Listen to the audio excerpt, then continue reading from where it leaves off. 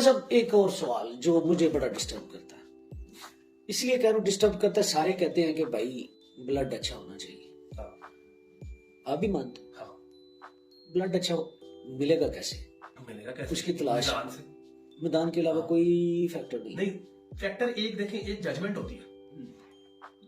Blood blood जो है देखें। चलिए मेरे सवाल को थोड़ा सा ऐसे कर लेते हैं कि अच्छे ब्लड की बगैर उड़ाए में कैसे पता चल जाएगा कि जैसे मैं आजकल अभी कबूतर नहीं उड़ा रहा, ठीक है, मुझे कैसे पता चलेगा कि ये कबूतर अच्छे ब्लड का? कोई ऐसा सिंबल, कोई ऐसी निशानी, कोई ऐसा पॉइंट जिससे मैं पता चल सके कि कबूतर अच्छे ब्लड है? देखिए, सबसे पहले आप जिस भी ब्लड में जाना चाह रहे हैं, सबसे पहले जो चीज है आपको उसकी रंग ढंग की समझ होनी चाहिए। सबसे पहले अगर आपको काले मुंह वाला कबूतर आपकी लाइकिंग है, तो पहले काले मुंह वाले कबूतर की आपको पहचान होनी चाहिए, किस रंग और रूप और किस स्ट्रक्चर के कबूतर, ठीक है ना। मैं बल्कि 2 बंदे हैं, मैं एक बार चेयरमैन साहब के पास बैठा हुआ था, बैठे सारे दोस्त यार, शौक कर सलारा सा कबूतर दिखाया मुझे उन्होंने, कहते यार देख कैसा कबूतर है, कैसा टैडी है। मैं कहा भाई टैडी नहीं का कबूतर, हंसने लग गए, कहते यार हाँ थोड़ा जा मेल है। जिस किसी को भी दिखाएंगे कि टैडी है, किस बेस पे गएगा? उसके कलर के ऊपर। जब वेट में आया तो मैंने कहा ये वेट टैडी वाला नहीं है। मैं और मेरा दोस्त वकास रानी कुकू की तरफ गया शो करने के लिए, वो आया हुआ था दुबई से। राणा साहब ने कबूतर शबूतर दिखाया, बड़ी आओ भगत की हुआ है। एक कबूतर दिखाया, कहते जी ये 10.5 नंबर कबूतर ने, वो बड़े मशहूर कबूतर है। मैं कह राणा साहब कथा कलामी माफ है, कबूतर टैडी नहीं का। कहते हैं क्यों जी? मैं कहना वेट नहीं का टैडी वाला। हंसने लगे, कहना जी मेरा एक दोस्त है ते उनके फिरोजपुरी कबूतर, और जिसने भी देखा है उसने कहा जी क्या बात ये बताने का मकसद ये है कि आपने काले मुंह वाला कबूतर का रंग ढंग ही नहीं देखना, उसका एक स्पेसिफिक स्ट्रक्चर होगा, उसका एक वेट होगा, उसकी आपको समझ होनी चाहिए। सबसे पहले कबूतर को उसके वेट, उसकी बनतर, उसके कलरों में देखें, उसके बाद उस कबूतर के जो पॉइंट्स हैं वो देखें, ठीक है, कि मतलब उस कबूतर के पॉइंट्स उस नस्ल के मुताबिक देखने हैं आपने, उसकी आंख, जो कुछ भी आपने देखना, फिर आप उस कबूतर को लेके आए, चांसेस हो सकते हैं कि वो अच्छा निकला। अगर वो आपको काले मुंह वाला कबूतर नदीम असगर की छत पे शाम तक उड़ा हुआ बाजी में पड़ा हुआ मिल जाए और आपको ये छोटी होकर नदीम असगर नुस्खे तो नहीं उड़ाना रहे, ये आप 8, 10, 12 घंटे वाला कबूतर है, वो लेके आएंगे तो और चांसेस हैं कि अच्छे मिल जाए आपको। पॉइंट्स हैं, शॉर्टकट यही है कि आप उड़ा उड़ाया कबूतर ले लें, लेकिन उस्तादी पर इसी का ही नाम है कि आप गैस वर्क करते हैं और काफी हद तक ठीक बैठ जाता है।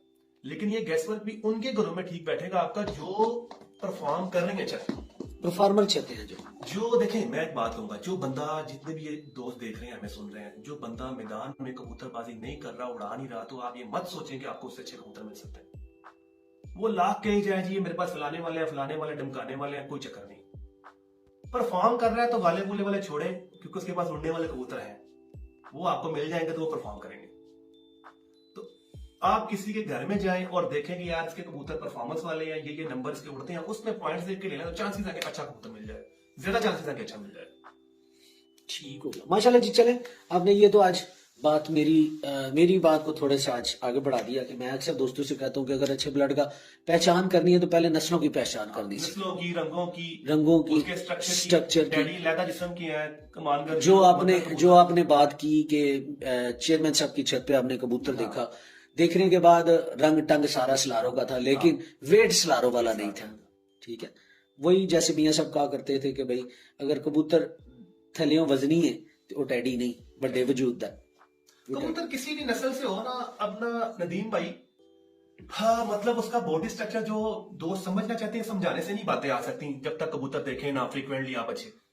तो अब चूंकि बैठे हैं, कोई ना कोई दोस्त सुनना चाहता होगा कि यार कोई ऐसी बात हो, तो कबूतर जो हड्डी और जो उसका जिस्म है ना, मतलब जो उसका गोश्त है, हड्डी और गोश्त, मतलब ये अगर उसकी हड्डी है तो समझ लें कि ये गोश्त लगा हुआ है ना, ऐसे मतलब कनेक्टेड होने चाहिए साथ, ऐसे उसने हड्डी ने गोश्त को पूरा लपेटा उठाया, साथ कसा हो अपने साथ। मतलब ये ना हो कि हड्डी अगर आप पकड़े हैं तो गोश्त साइडों पे लहदा लहदा आपको वाटरी सा फील हो रहा है, ऐसा नहीं होना चाहिए। और हड्डी भी ज्यादा, बहुत से दोस्त कहने हड्डी देखी बहुत चुभती हुई हड्डी, मैं वैसे पर्सनली उसको लाइक नहीं किया कभी। ठीक है, अच्छा उस्ताद मोहतरम, हड्डी और गोश्त आपस में जो है ना एक दूसरे को कॉम्प्लीमेंट करते हो। उर्दू में बताया मैं कॉम्प्लीमेंट, मतलब उठा रहे हो, मतलब सपोर्ट कर रहे हो, समझ आ रही है, सेंस बन रही हो कि यार हड्डी और गोश्त ने आपस में मैच किए हैं। अलग-अलग नहीं हो रहा कि यार हड्डी इधर जा रही तो गोश्त साइड ढिलक रहा है। उठाया हो, साथ चिपका हो, कसा हुआ हो, बैलेंस हो। अच्छा ये तो चले हड्डी जोड़ पे तो मैंने अभी बात पे आना था, चले आपने पहले ही बात कर दी सर। हड्डी और गोश्त की बात की। हाँ जी, चले उसी तरफ आना है, बात तो मिलती जुलती है। अच्छा सर ये बताएं कि कबूतर का जो बैलेंस होता है, सभी कहते हैं कि कबूतर बैलेंस होना चाहिए, सही है। बैलेंस। कबूतर का बैलेंस कैसे चेक किया जाता है और कबूतर का बैलेंस होता कहाँ है?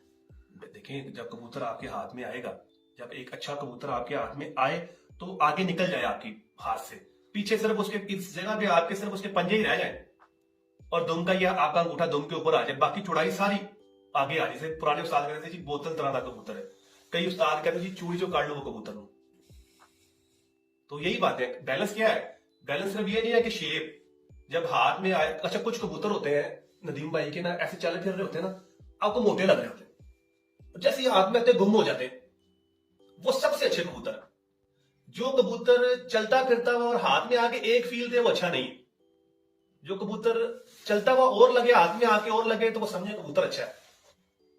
जो आपको चलते फिरते थोड़ा मोटा लगे और हाथ में आके बिल्कुल सिमट जाए, समा जाए, इसका मतलब है वो बेतहाशा प्रेल कबूतर है। तो प्रेल होना जो है वो क्वालिटी है। तो क्वालिटी होगी तो क्वांटिटी आप पूरी कर लेंगे। अगर आपके पास क्वांटिटी होगी तो क्वालिटी कभी जिंदगी में पूरी नहीं कर सकते। ठीक हो गया। अच्छा सर, प्रेल की बात आपने छेड़ दी। कबूतर परवरी और कबूतरबाजी में प्रेल होने का कितना बड़ा किरदार है? हाँ जी, बिल्कुल है। कितना किरदार है? मैक्सिमम जी, जो कबूतर प्रेल नहीं होगा, रेशम लचकदार मुलायम नहीं होगा, वो कबूतर गर्मी वाला नहीं है मेरी समझ के मुताबिक। तो सख्त कबूतर का काम नहीं है गर्मी खा लेना, फजूल बात है जी। वो सख्त हड्डी वाला सख्त गर्मी का कबूतर ते नरम हड्डी वाला नरम मौसम का कबूतर है, बेफजूल बात। सख्ती और नरमी का जो बैलेंस है ना, उधर कबूतरबाजी है। ना सख्त ना नरम, दरमियान में, जिसे हम बोलेंगे कि यार ये बिल्कुल इलास्टिक हो गई है चीज। इजी हो गया आप? नहीं, मैं इजी हो जाए, कोई नहीं। हाँ जी जी जी। जो रेशम है कबूतर, ये लाजिम है कबूतर का। रेशम क्या है? परों का ज्यादा होना। हाँ, परों का ज्यादा, परों में रेशम पान होना, ठीक है। मतलब आपको सॉफ्टनेस लगना, परों का ज्यादा होना। मतलब मैं एक दोस्त मेरा आया हुआ था, हम बैठे हुए थे, गए हुए थे हम इधर ना कसूर फिश का, तो मानदा भाई है मेरे, कसूर होता उनके पास बैठ के, तो गपशप होने लगी ऐसे कि भाई ये जो कबूतर सवाल किया उधर ना, तो गपशप होने लगे कि यार ये जो हम कहते हैं जी कबूतर प्रेल प्रेल प्रेल का फायदा क्या है? प्रेल है क्या? बड़ा सिंपल, प्रेल परों से है ना जी, परों का ज्यादा होना। परों का ज्यादा होना वाई, क्या फायदा उसका? जी भाई, पर ज्यादा क्या फायदा? सर मैंने तो ये देखा है कि जितने भी कबूतर, फिर मेरे थोड़ा सा डायरेक्शन चेंज हो जाए। अब मुझे ये बताएं कि मैंने आज तक कबूतर जो प्रेल है उसे सख्त नहीं देखा। मैंने ये बात मान ली। मैं कहता हूँ प्रेल होने का फायदा क्या? सर जितना रेशम होगा उसे गर्मी कम लगेगी, उसके जो टिश्यूज है वो फ्लेक्सिबल होंगे टिश्यू। अब अगर एक कबूतर, वो तो सबको पता है कम लगेगी, क्यों लगेगी? क्यों भी तो है ना सर, पर ज्यादा होंगे, रेशम होगा, पर ज्यादा है, मतलब क्यों है? पर ज्यादा होना उसको किस हिसाब से सपोर्ट कर रहा है?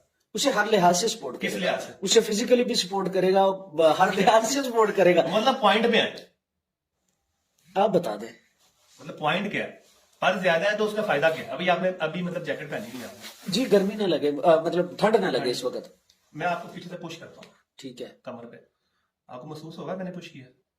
बिल्कुल होगा। ठीक है, अब जैकेट उतारने सेम फोर्स से पुश करूंगा, आपको फर्क पड़ेगा, ज्यादा महसूस होगा। ज्यादा महसूस होगा। ठीक है, जब पर बॉडी पे ज्यादा होंगे तो समझ लो उसने जैकेट ही पहनी है ना, ठीक शायद है, मजाक बन जाए बात। ठीक है। ठीक है ना, वो दोस्त की जिनकी कोई वैल्यू ही ना होती, वो हमारी तरह के बंदों की चीजें उठाते हैं, फिर पोस्ट करते हैं, वो छोटी छोटी चीजें, मीम बनाते हैं। ठीक है, तो फिर उनको चाहिए ना फैन फॉलोइंग चाहिए, तो उन्हें तभी मिलेगी ना जब किसी बंदे को पकड़ेंगे। ठीक है, अब ये जो है जितनी फोर्स उसके ऊपर आएगी, तो जो उसका डैमेज है कम होगा। एक चीज, दूसरी चीज ये कि कबूतर का जितना भी प्रवासी कबूतर का कनेक्शन है वो सारा वाटर के साथ है, डिहाइड्रेशन के साथ। बिल्कुल अब कबूतर के जिस्म में पर कम हो, उसको जो गर्म हवा है वो ज्यादा लगेगी कम लगेगी? पर अगर कम होंगे तो गर्म हवा ज्यादा लगेगी। जब पर ज्यादा होंगे तो उसको गर्म हवा कम लगेगी। देर तक डैमेज करना ही करना है हवा ने ना। लेकिन जरा टाइम लेगी। जब वो टाइम लेगी तो वो कबूतर दूसरा कम परों वाला जल्दी वापस आएगा, डिहाइड्रेट होगा, या वो घर आएगा, बेचारा बाहर जाएगा। ठीक है। और जिसकी जो जरा परेल होगा वो परेल इसीलिए कि वो बर्दाश्त ज्यादा करेगा गर्मी को भी, ऊपर के प्रेशर को भी, हवा को भी, जो भी उसके साथ ऊपर मामला बनते हैं। हम साथ तो नहीं कबूतर के उड़ते ना, बिल्कुल ऐसी है जी। क्या मेरे साथ बना है। ये चीजें देखें, ये चीजें सोचने समझने की हैं, मिक्स करने की, अपने माइंड से सोचना समझना, ज्यूम करना, फिर उसके ऊपर वर्किंग करना कि चीजें क्यों है। अच्छा उस्ताद, खाली एक ही फैक्टर नहीं है। बिल्कुल ठीक है जी, ठीक है। कबूतर की हड्डी मतलब जो उसका कर्व है वो क्यों मानते हैं, मतलब कबूतर का फ्लोट करना, और जो उसकी बगल है, सीधी बगल, गोल बगल, उसकी कटिंग है। कबूतर जो नीचे फ्लाई कर रहा है वो एक्टिव है, आसमान में जाके ग्लाइड करेगा वो पैसिव है। ठीक है, उस वक्त फंक्शन का चेंज हो जाएगा।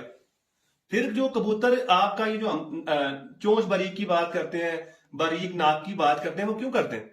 अगर नाक मोटी होगी डस्ट जल्दी जाएगी, डस्ट जाएगी, नाक चौक होगा, कबूतर का मुंह खुलेगा, कबूतर का मुंह खुलेगा, कबूतर डिहाइड्रेट होगा। ये छोटी छोटी चीजें जो है ना मिलके एक परफेक्शन में जाएंगी।